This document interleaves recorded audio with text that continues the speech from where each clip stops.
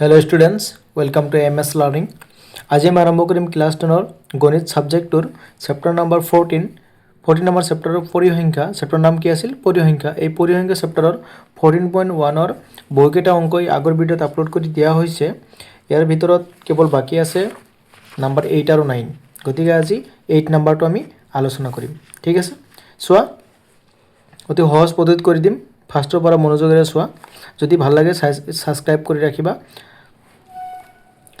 সম্পূৰ্ণ শৈক্ষিক বৰ্ষত এটা শ্ৰেণীত এজন শিক্ষকে লোৱা 40 জন ছাত্ৰৰ অনুপস্থিতি হিচাপে কি কৈছে যে তলত দিয়া হল এজন ছাত্ৰৰ অনুপস্থিতিৰ মাধ্য নিৰ্ণয় কৰা কি কৈছে যে এজন ছাত্ৰৰ অনুপস্থিতিৰ মাধ্য নিৰ্ণয় কৰা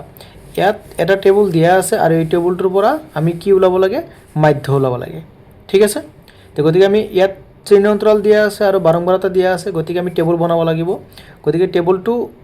মই আগৰ ভিডিঅ'ত বঢ়িয়াকৈ বুজাই দিছো কেনেকৈ টেবুল বনাব লাগে এইবাৰ বুজাই দি আছো সোৱা 1 2 3 4 5 6 7 8 9 গতিকে আমি 9টা ঘৰ দিব লাগিব আৰু কোনটো পদ্ধতিত কৰিম আমি যেহেতু এইবিলাক সৰু আছে শ্ৰেণীঅন্তৰাল গতিকে আমি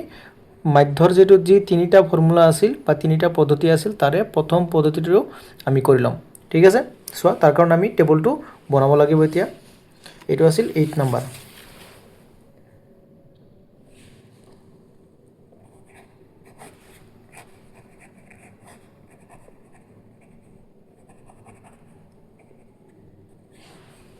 সোৱা টেবুল বনাই আছো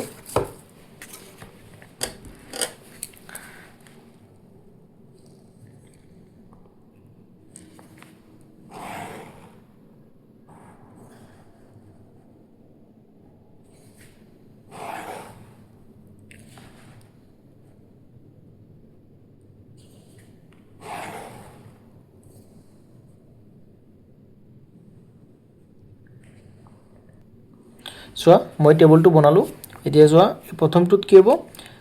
শ্ৰেণীঅন্তৰাল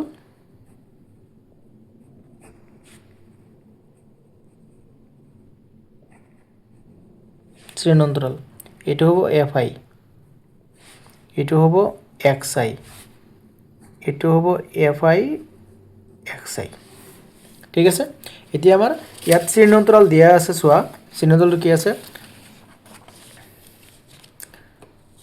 এটো সোৱা 6 ৰ পৰা 0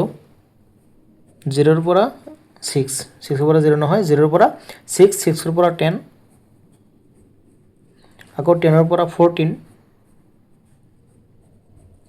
14 ৰ পৰা 20 20 ৰ পৰা 28 28 ৰ পৰা 38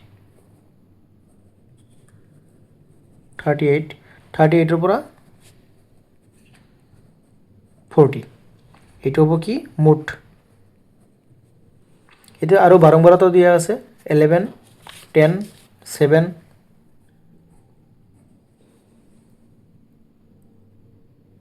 11 10 7 4 4 3 1 এটো হ'ব sigma fi equal to plus কৰিলে কিমান হয় এটা আমি লিখি দিম এতিয়া সোৱা আমাৰ এইখিনি টেবুলত দিয়া আছিল আৰু বাকিখিনি আমি নিজে কৰিব লাগিব এতিয়া xi কেনেকৈ ওলাই এইটোৰ এইটো প্লাস কৰি 2 ৰে হৰণ কৰিব লাগে বা এইটোৰ এইটো প্লাস কৰি আধা কৰি দিলেও হৈ যাব 0 আৰু 6 প্লাস কৰিলে কিমান হ'ব 0 ৰ লগত 6 যোগ কৰিলে 6 হ'ব 6 ৰ আধা 3 তাৰ পিছত এইটোত কিমান হ'ব 10 আৰু 6 যোগ কৰিলে 16 16 ৰ আধা 8 এতিয়া সোৱা ইয়াত 6 কেবা দিছে 6 ৰ পৰা 10 হৈছে 10 ৰ পৰা 14 হৈছে এটো অলপ মানে কম বেছ হৈ আছে গতিকে আমাৰ বেলেগ বেলেগ হ'ব তে 10 ৰ পৰা 10 আৰু 14 যোগ কৰিলে কিমান হয় 10 আৰু 14 যদি যোগ কৰা হয় 24 24 ৰ আধা 12 তাৰ পিছত 14 আৰু 20 34 34 ৰ আধা 17 আকৌ 20 আৰু 28 40 48 48 ৰ আধা 24 তাৰ পিছত হ'ব 28 আৰু 38 প্লাস কৰিলে প্লাস কৰি সোৱা কিমান হ'ব 8 আৰু 8 যোগ কৰিলে কিমান 16 16ৰ মানে 28 আৰু 38 প্লাছ কৰিলে 8 আৰু 8 16ৰ হয় হাতত থাকিল 1 আৰু 5 একে 6 আধা কৰিলে কিমান হ'ব 3 3 হ'ব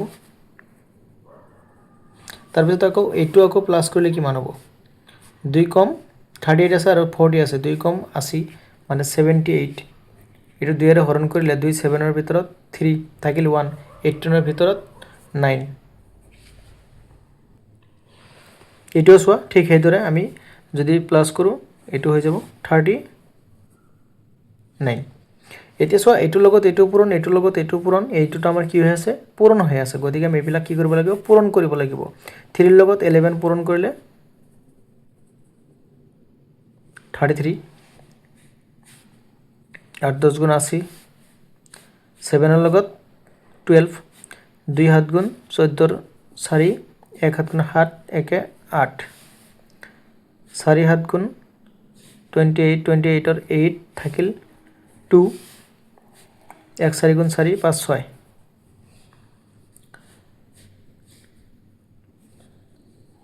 এটার লগত এটু কিমান হ'ব 4 4 গুণ 16 6 হাতত থাকিল 1 2 4 গুণ 8 9 96 3 3 গুণ 9 3 3 গুণ 9 99 90 3 into 3 9 3 into 3 9 গতি 1 into 39 কিমান হ'ব 39 হ'ব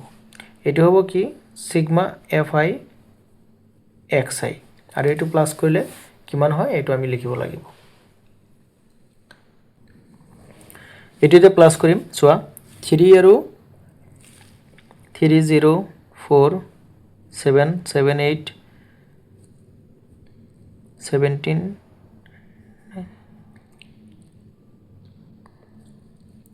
টোটাল হ'ব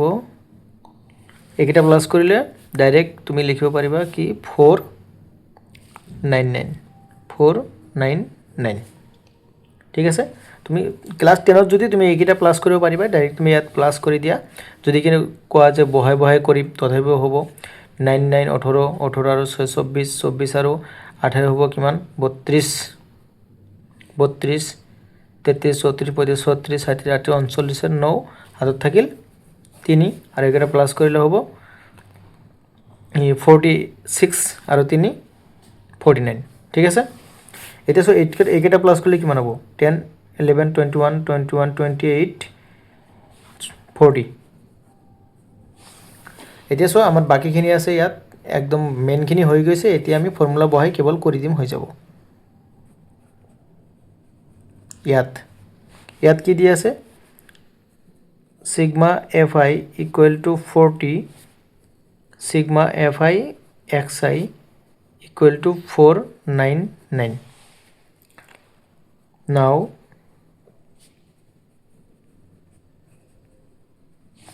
প্রত্যক্ষ পদ্ধতি ব্যবহার করি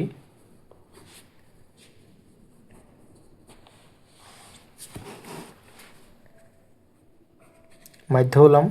মাধ্য equal to sigma fi xi sigma fi এতিয়া চোৱা আমি ভ্যালুখিনি বহাই দিম এইটো 499 তলত আছিল কিমান 40